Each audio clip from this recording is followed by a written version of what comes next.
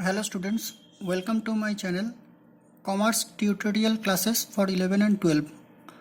आज है part 5 journal entry का। आज देखते हैं क्या क्या नया नया चीज़ हम लोग सीखते हैं। नंबर 1 में देखिए, यहाँ पे कुछ फिक्स्ड एसेट है जो हम लोग खरीदते हैं, लैंड परचेस करते हैं, बिल्डिंग कंस्ट्रक्शन करते हैं, और सी में आपका कंप्यूटर परचेस करते हैं। कुछ फिक्स्ड एसेट खरीदते हैं, उस सिचुएशन में एंट्री क्या होगा।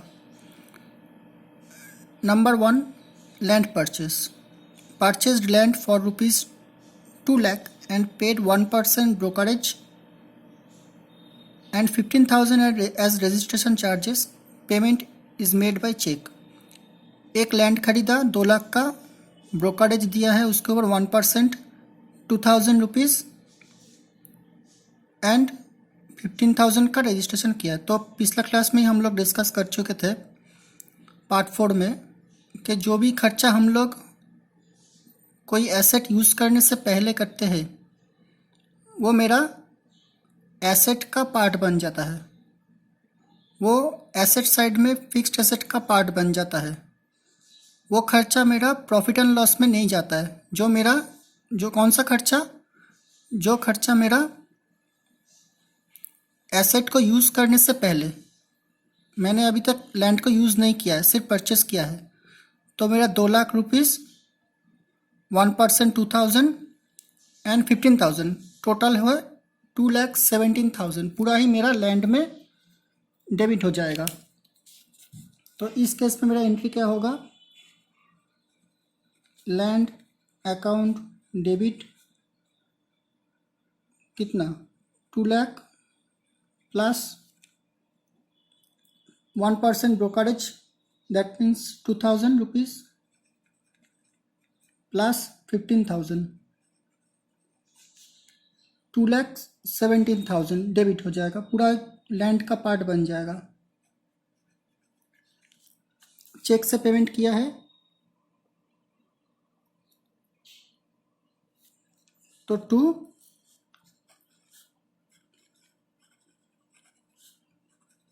Bank account.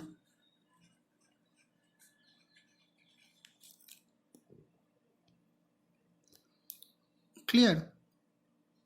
2 लाख का लैंड खरीदा, 2,000 का ब्रोकरेज, 1% 2,000 और 15,000 का मेरा लैंड रजिस्ट्रेशन चार्जेस। तो टोटल खर्चा ही मेरा यूज़ करने से पहले है, तो 2,17,000 मेरा लैंड का पार्ट बन गया। Land account debit, fixed asset debit, real account what comes इन, और बैंक पर्सनल अकाउंट पेमेंट कर रहे, बैंक से जा रहा है, बैंक गिवर, बैंक से पैसा निकल रहा है, 2,17,000 क्रेडिट। नेक्स्ट है बिल्डिंग कंस्ट्रक्शन किया है, जहाँ पे 20,000 रुपीज़ मैंने सीमेंट दिया, 10,000 रुपीज़ का टिम्बर और 5,000 रुपीज़ का मैंने वेजेस किया है for construction of the building. Building construction हो रहा है, मतलब बिल्डिंग अभी तक चालू नहीं हुआ, यूज़ नहीं हुआ। तो 20,000, 10,000 और 5,000 मेरा टोटल पूरा ही बिल्डिंग का पार्ट है। सिमिलर तरीके से बिल्डिंग अकाउंट डेबिट,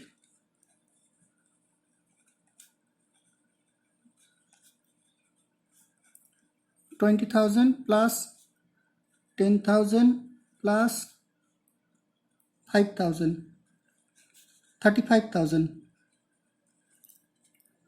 35,000 मेरा बिल्डिंग अकाउंट डेबिट टू, अगर कैश से किया है तो कैश, अगर चेक से किया है तो चेक।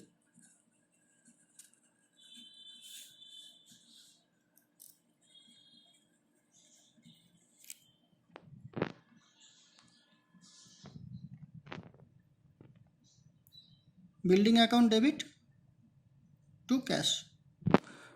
नेक्स्ट, कंप्यूटर या लैपटॉप परचेस किया है, फिक्स्ड एसेट है।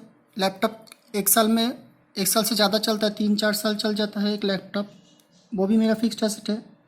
तो computer account debit, fixed asset what comes इन,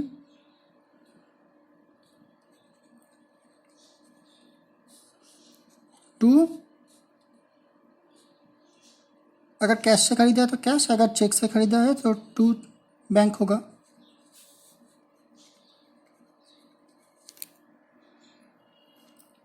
ठीक है, पहले लैंड खरीदा, बिल्डिंग और एक कंप्यूटर, ऑल एक्सपेंस जो भी किया है यूज़ करने से पहले, इसीलिए एसेट डेबिट और कैश या बैंक क्रेडिट।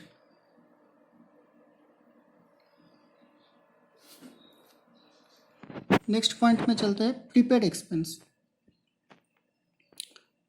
पहले क्लास में हमने देखा था, पिछले क्लास में आउटस्टैंडिंग एक्सपेंसेस, जो भी आउटस्टैंडिंग था, expense account debit to outstanding expense.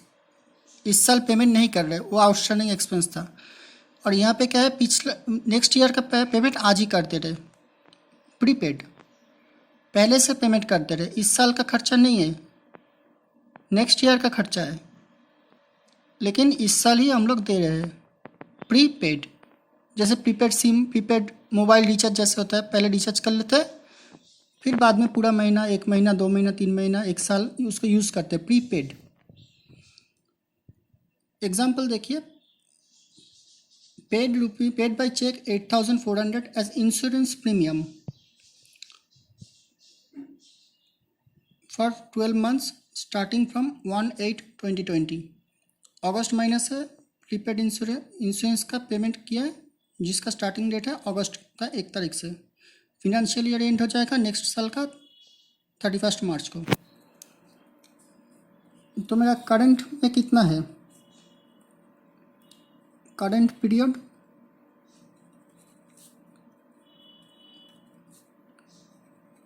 1/8 से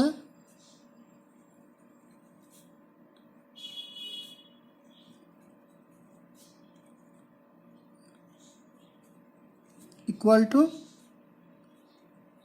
8 month,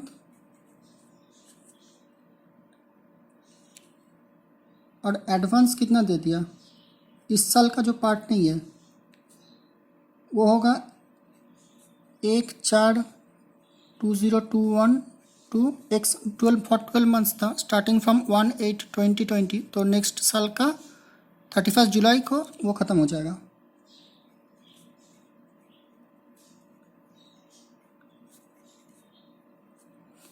four 8 months current month का, 4 मंथ्स एडवांस प्रीपेड। तो मेरा एंट्री क्या होगा, इंश्योरेंस प्रीमियम दिया है तो करंट ईयर का खर्चा पहले बुकिंग करेंगे।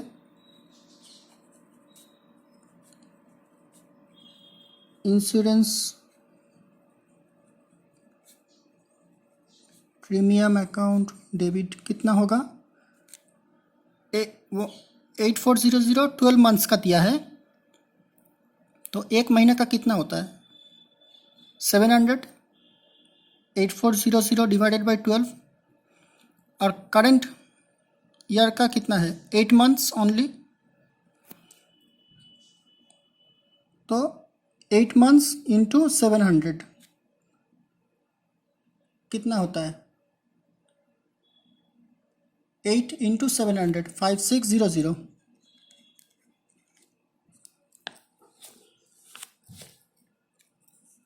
तो प्रीपेड कितना हुआ, प्रीपेड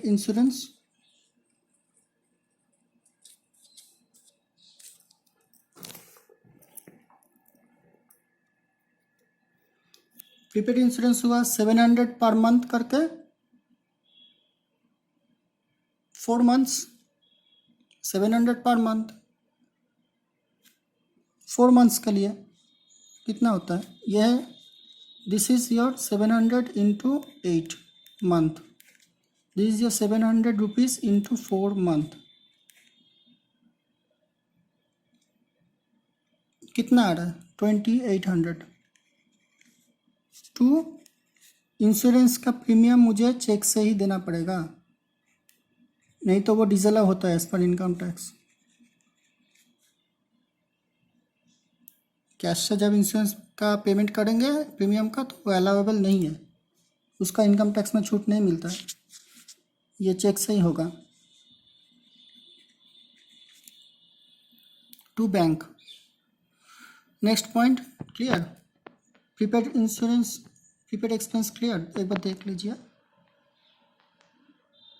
करेंट ईयर का एक्सपेंस डेबिट, जितना करेंट ईयर में फॉल किया है।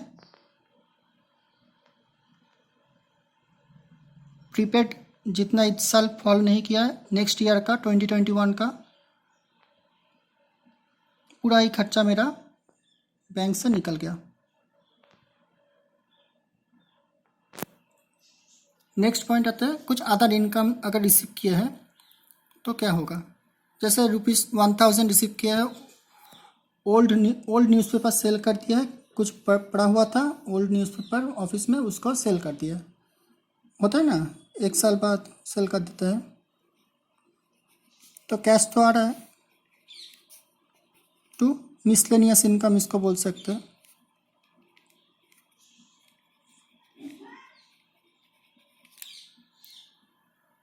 ठीक है। नेक्स्ट है रेंटल इनकम और कमीशन रिसीव हुआ, same cash account debit, rent आया है, rental income,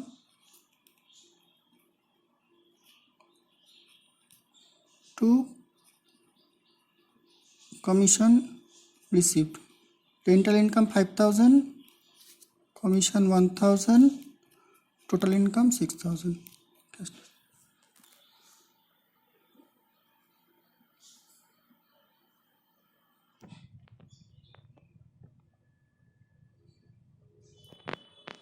cash account debit, what comes in miscellaneous income, rental income, ये सब इनकम है, इसीलिए क्रेडिट हो रहा है।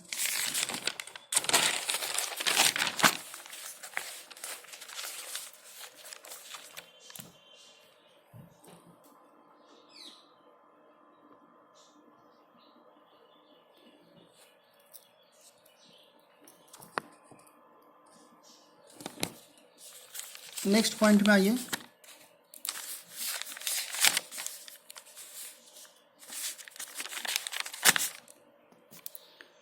नेक्स्ट पॉइंट क्या बोल रहा है, एडवांस अगर आप देते हैं या लेते हैं क्रेडिटर से या डेटर से, गुड्स खरीदते या बेचते टाइम, तब क्या होगा। आप जिससे माल खरीदेंगे उसको पहले ही आपने एडवांस दे दिया है। एडवांस पेड टू कमलेश, वो जो क्रेडिटर है हम लोगों का कमलेश, उसको 10,000 एडवांस दे दिया है।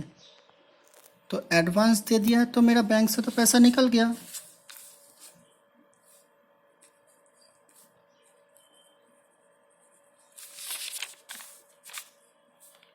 बैंक से तो पैसा निकल गया या कैश से तो पैसा निकल गया,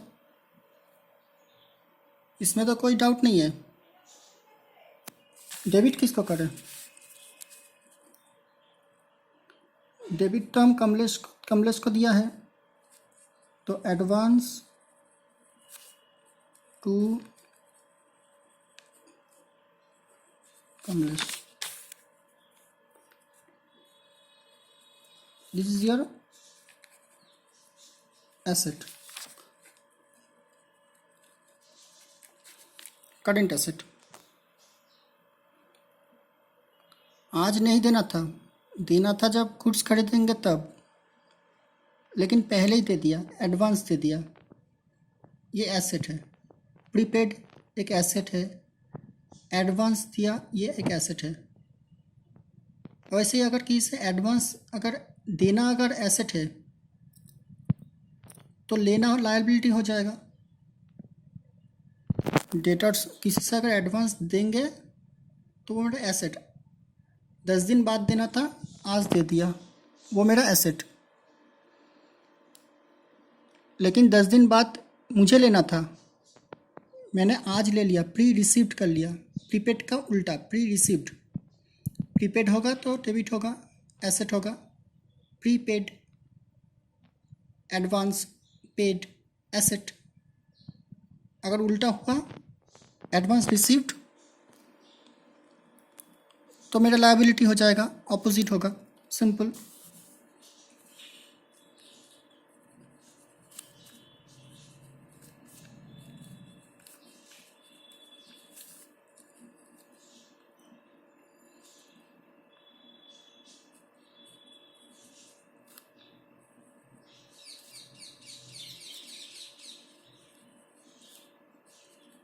जिससे मैंने एडवांस लिया, क्योंकि बाद में तो उसको मेरे सेटअप करना भी पड़ेगा।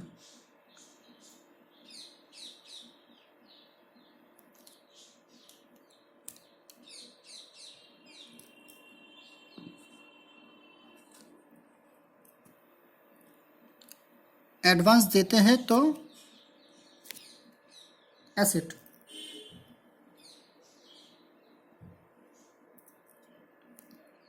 एडवांस देते हैं तो एसेट, लेते हैं तो लायबिलिटी।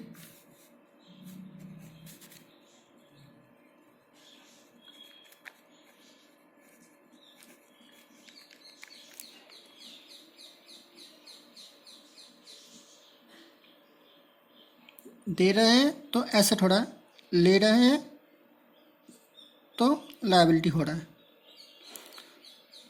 चलिए आज का लास्ट टॉपिक में जाते हैं। कैपिटल इंट्रोड्यूस कर रहा है, प्रोप्राइटर कैपिटल इंट्रोड्यूस कर रहा है बिजनेस में। तो नॉर्मल फर्स्ट क्लास में हमने देखा था कैश इंट्रोड्यूस किया था, तो उसका एंट्री था cash account debit to capital account. अभी उसका ही कुछ एडवांस कुछ एंट्री देखते हैं, जहाँ पे वो कैश तो नहीं दे रहा है डायरेक्टली, लेकिन कुछ अलग तरीके से वो कैपिटल इंट्रोड्यूस कर रहा है। कैसे? उसका खुद का कुछ पर्सनल एसेट था, मान लीजिए कोई कार्ड था, पर्सनल कार्ड था, वो पर्सनल कार्ड उसने सेल कर दिया, और सेल करने के बाद वो जो पैसा आया, वो पैसा उसने, वो जो चेक आया, वो उसने जो उसका जो प्रोप्राइटरशिप जो कॉन्सर्न है, फार्म है उसका, उसका बैंक में उसने जमा कर दिया। तो मेरा बैंक तो बढ़ गया, जो मेरा अकाउंट है बिजनेस का, चेक मिला, एक sold his car and deposited the same into farms bank account. जो चेक मिला उसको बैंक में जमा कर दिया, जो बिजनेस का बैंक है। तो बिजनेस का जो बैंक है उसका तो बैलेंस बढ़ गया।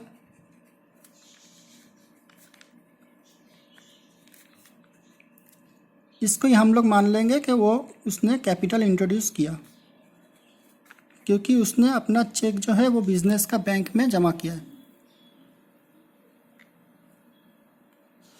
अगर यही केस, अगर ये बिजनेस का बैंक में जमा ना करके उसका पर्सनल जो खुद का सेविंग्स अकाउंट है, बिजनेस करने के लिए करंट अकाउंट चाहिए, और उसने अपना सेविंग्स अकाउंट में वो पैसा जमा कर दिया, तो वो हम, मेरा बिजनेस का कोई लेना देना नहीं है। पर्सनल कार्ड सेल किया है, पर्सनल जो चेक, उसका जो चेक मिला वो उसने अपना पर्सनल जो सेविंग्स अकाउंट है वहाँ पे जमा कर दिया। Deposited the same cheque into personal savings. यहाँ पे मेरा बिजनेस का कोई ट्रांजैक्शन ही नहीं है।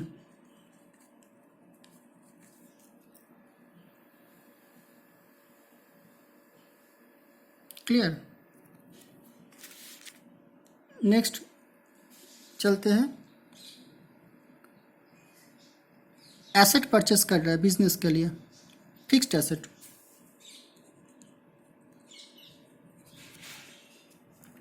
मशीनरी खरीदा, यूजिंग जो प्रोप्राइटरशिप है उसका बैंक अकाउंट यूज़ करके मशीनरी खरीदा। सिंपल, बैंक से पैसा निकल रहा है, मशीनरी आ रहा है।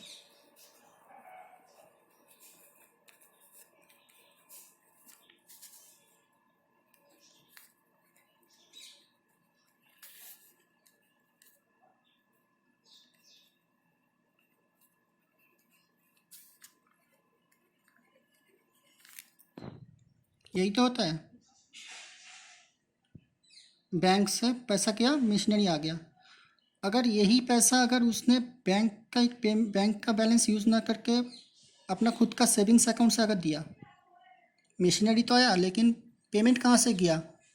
उसका खुद का जो सेविंग्स अकाउंट है पर्सनल, वहाँ से पेमेंट दिया, तब मेरा मशीनरी तो आएगा। Situation B, situation A, company के अकाउंट से पैसा गया। सिचुएशन बी, सेविंग्स अकाउंट से पैसा जा रहा है, तो उसके मशीनरी तो मेरा आ रहा है।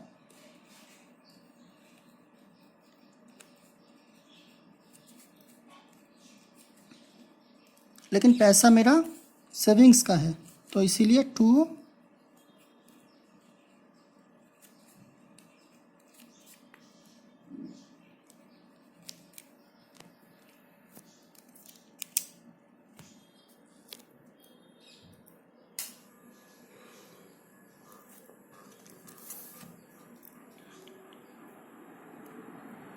बोलिए, क्लियर है?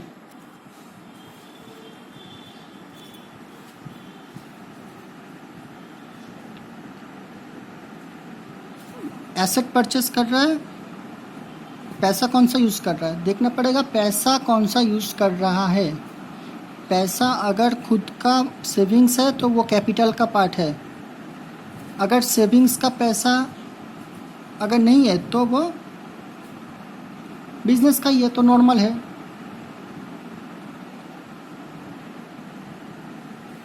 एसेट खरीदा, बैंक कौन सा है, कंपनी का ही बैंक है, तो नॉर्मल बैंक से पैसा जा रहा है, machinery to bank.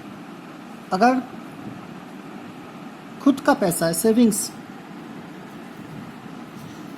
From his savings, तब वो कैपिटल का पार्ट है।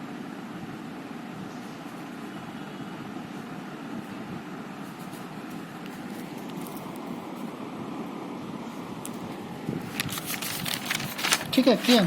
तो चलिए एक बार सम करते हैं क्या हुआ अभी तक क्या देखा। लैंड खरीदा, बिल्डिंग खरीदा, कंप्यूटर खरीदा। जो भी खरीदा यूज़ करने से पहले खरीदा, खर्चा जो भी किया यूज़ करने से पहले किया, तो वो मेरा एसेट का पार्ट हो गया।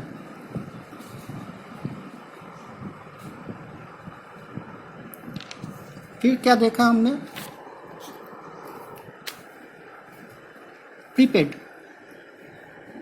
करेंट ईयर में जो करेगा वो करेंट ईयर का पार्ट, जो नेक्स्ट ईयर का एडवांस है वो प्रीपेड। पूरा पैसा बैंक से निकल गया। देन हम लोग ने देखा अदर इनकम। कैश से पैसा आ रहा है, रियल अकाउंट, और इनकम और गेन क्रेडिट नॉमिनल अकाउंट, वही हो रहा है, सिंपल।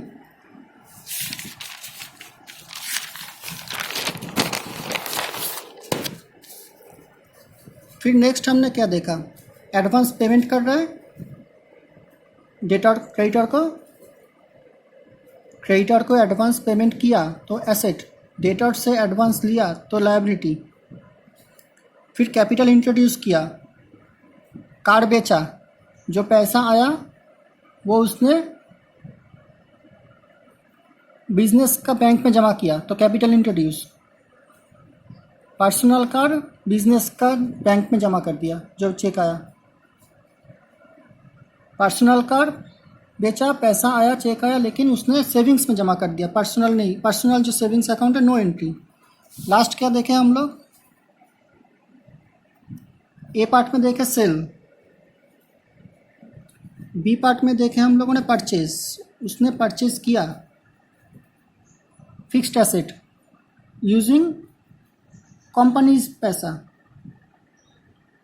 तो ये एंट्री।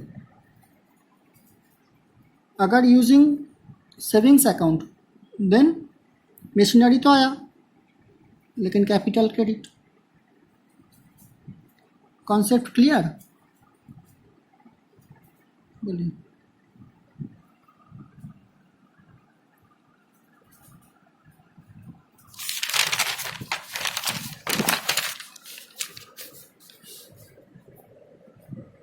नेक्स्ट क्लास में पार्ट 6 में हम लोग डिस्कस करेंगे गुड्स अगर लॉस होगा, डिस्ट्रॉय होगा, स्टोल होगा, गुड्स अगर चैरिटी में देंगे तो उसका इम्पैक्ट क्या होगा, वो हम लोग नेक्स्ट क्लास में पार्ट 6 में देखेंगे। गुड्स का रिलेटेड, गुड्स स्टोल हो रहा है, डिस्ट्रॉय हो रहा है, फ्री सैंपल के दे रहे, प्रोप्राइटर अपना खुद का लिए ले रहा है, तो ये सब पार्ट 6 में हम लोग देखेंगे। तो वीडियो को अगर अच्छा लगा तो लाइक कर दीजिए, चैनल को सब्सक्राइब कर दीजिए, शेयर कर दीजिए। और बेल आइकन को दबा दीजिए और देखते रहिए commerce tutorial classes for 11 and 12। Thank you.